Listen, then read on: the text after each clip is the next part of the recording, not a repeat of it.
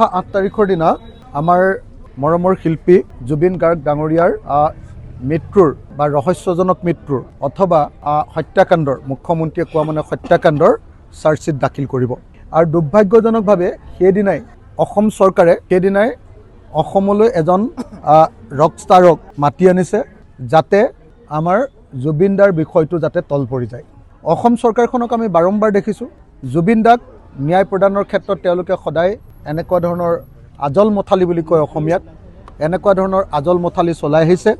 অসম চৰকাৰখনে সদায় আমি দেখি আহিছোঁ যে জুবিন দাক ন্যায় দিবৰ চেষ্টা কৰা নাই আৰু সেইকাৰণে অহা 8 তাৰিখে যিদিনা তেওঁলোকে চাৰ্জশ্বিট দিব খুজিছে সেইদিনাই চাৰ্জশ্বিটৰ বিষয়টোক যাতে অসমত আলোচনা নহয় সেইটোক লৈ যাতে অসমত হুলস্থুল সৃষ্টি নহয় সেইকাৰণে সেইদিনাই তেওঁলোকে ইণ্টাৰনেশ্যনেল এজন গায়কক আন্তঃৰাষ্ট্ৰীয় পৰ্যায়ৰ এজন গায়কক মাতি আনি তেওঁলোকে আমাৰ অসমৰ শ্ৰেষ্ঠ এই সময়ৰ শ্ৰেষ্ঠ গায়কজনৰ কথাটোক অতীত কৰিব খুজিছে।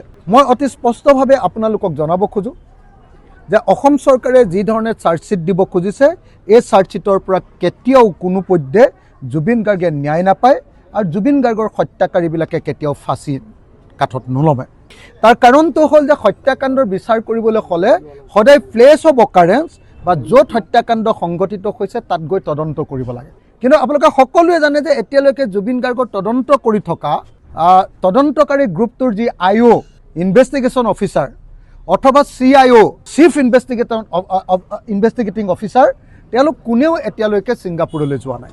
গতিকে ছিংগাপুৰলৈ নগৈ গড়গাঁৱৰ বাতৰি দিবৰ কাৰণে যি চেষ্টা কৰিছে ইয়াৰ জৰিয়তে কেতিয়াও জুবিন গাৰ্গে ন্যায় নাপায়। গতিকে যি চাৰ্জশ্বিট দিব কৈছে এই চাৰ্জশ্বিটৰ পৰা কেতিয়াও জুবিন গাৰ্গে প্ৰকৃত অৰ্থত ন্যায় নাপায়। দ্বিতীয়তে মুখ্যমন্ত্ৰীয়ে কৈছে যে তেওঁলোকে আপোনাৰ প্লেচ অফ অকাৰেঞ্চলৈ নগ'লেও আৰু লেটাৰ্ছ ৰগেটৰী বা লেটাৰ অফ ৰিকুৱেষ্ট কোৰ্টৰ জৰিয়তে নপঠিয়ালেও কেৱল MLATৰ জৰিয়তে অহা তথ্যৰ ভিত্তিতে আমাৰ অসমত জুবিন গাৰ্গৰ হত্যাকাৰীবিলাকক ছিংগাপুৰে দিয়া যি তথ্য MLATৰ জৰিয়তে ছিংগাপুৰ চৰকাৰে দিয়া যি তথ্য সেই তথ্য কোৰ্টত পেছ কৰি দিলেই শাস্তি হ'ব। কিন্তু আপোনালোকে সকলোৱে জানে যে ছিংগাপুৰ পুলিচে ইতিমধ্যে যিটো তদন্ত কৰিছে ছিংগাপুৰ পুলিচ ফ'ৰ্চ তেওঁলোকৰ তদন্তৰ প্ৰিলিমিনাৰী ৰিপৰ্টত কৈছে যে জুবিন গাৰ্গৰ মৃত্যুত কোনো ধৰণৰ গণ্ডগোল বা বেমেজালি নাই। ন' ফাউল প্লে বুলি কৈছে। ন' ফাউল প্লে কোনো ধৰণৰ গণ্ডগোল কোনো ধৰণৰ বেমেজালি সংঘটিত হোৱা নাই। য'ত ছিংগাপুৰ চৰকাৰ বা ছিংগাপুৰ পুলিচে কোনো ধৰণৰ গণ্ডগোল হোৱা নাই বুলি ডকুমেণ্ট দিছে সেই ডকুমেণ্ট দি কেনেকৈ ইয়াত হত্যাকাণ্ড বুলি প্ৰমাণ কৰি প্ৰকৃত দোষীবিলাকক শাস্তি দিব এইটো এটা আমাৰ সকলোৰে কাৰণে এটা অজান সাঁথৰ।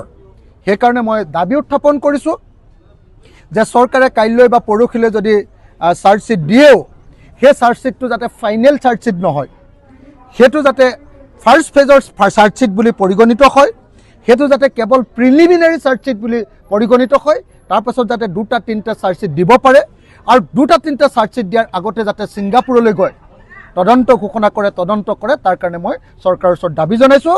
মুঠতে এই মুহূৰ্তত অসম চৰকাৰে জুবিন দাক ন্যায় দিব খোজা নাই জুবিন দাৰ হত্যাকাৰীসকলক ধৰিব খোজা নাই ফাঁচি দিব খোজা নাই আৰু জুবিন দাৰ মৃত্যুৰ প্ৰকৃত তদন্ত কৰিব খোজা নাই। সেইকাৰণে অসমীয়া মানুহ অসন্তুষ্ট অসমীয়া মানুহ আপোনাৰ অস্থিৰ অসমীয়া মানুহ অধৈৰ্য হৈছে অসমীয়া মানুহ সম্পূৰ্ণৰূপে অশান্ত হৈ আছে।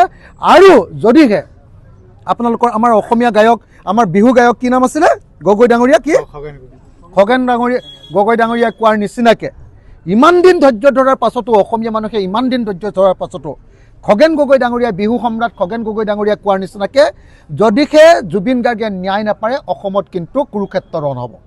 এইটো কথা আকৌ অসমৰ মুখ্যমন্ত্ৰীক মই সকীয়াই দিছোঁ। খগেন গগৈৰ বক্তব্যৰে মই সকীয়াই দিছোঁ যে অসমৰ মুখ্যমন্ত্ৰীয়ে যেন কেতিয়াও আমাক ঠগিবলৈ চেষ্টা নকৰে। যিকোনো খবৰৰ বাবে যোগাযোগ কৰক 7099017330 লগতে 7099017110 নম্বৰত।